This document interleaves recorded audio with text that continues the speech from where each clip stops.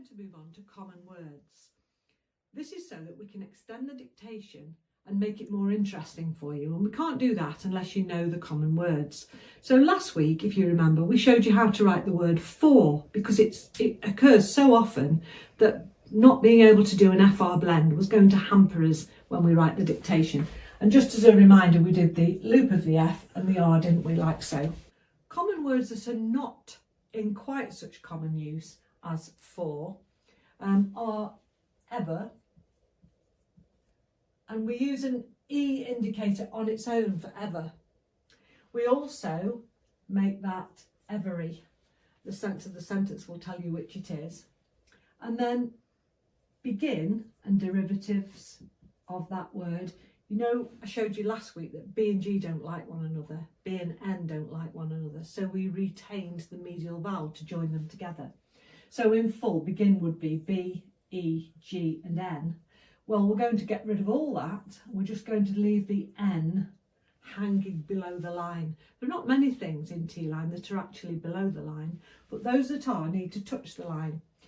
One of them is the special outline for evident or evidence. And now we've got this, which can say begin, begun or began. So not as common as for, but nevertheless very relevant. So today I'm going to show you some more common words, and they are related to the theory I've just taught to you.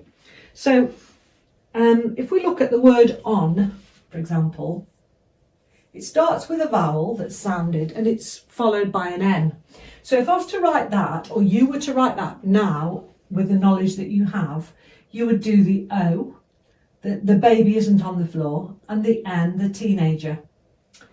Now, that is starting in an anti-clockwise direction and continuing in a clockwise direction. It's a bit like a drunken driver. They don't know where they're going.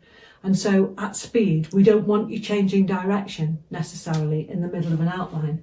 So we're going to decapitate that N. I know it sounds a bit violent, but we're going to get rid of that one. So we're going to do the O and just that part of the N, and that's going to say on. Now, there are not many of these, but it's one to learn. And if we add an I indicator where the Y says I, you can probably guess that that's going to say not ony, but only. Because again, another common word that we need to write in its shortest possible time way. There are lots of words where we kick the L out of them. So words that end in ly, and just so that you can remember it, we kick the L out of them. Now I used to be able to get my leg a lot higher than that, but that's as best as I can go.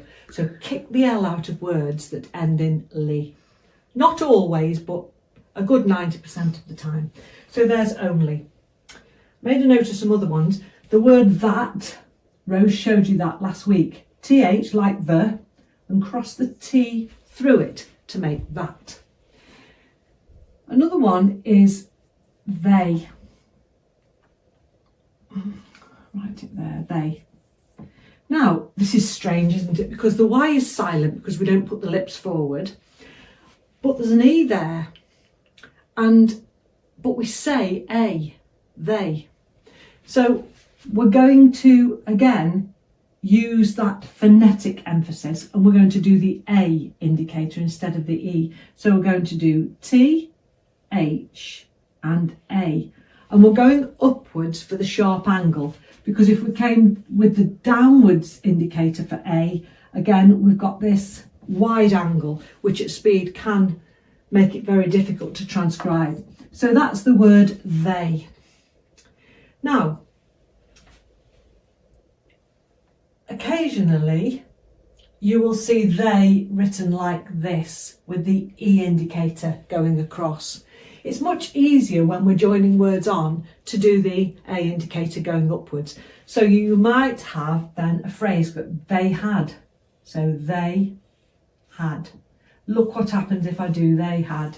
It's all higgledy-piggledy. So again, that's not so good. So using that A indicator going upwards. Now we're going to come on to joining words together. And this is where it starts to get exciting. I've examined those foundations.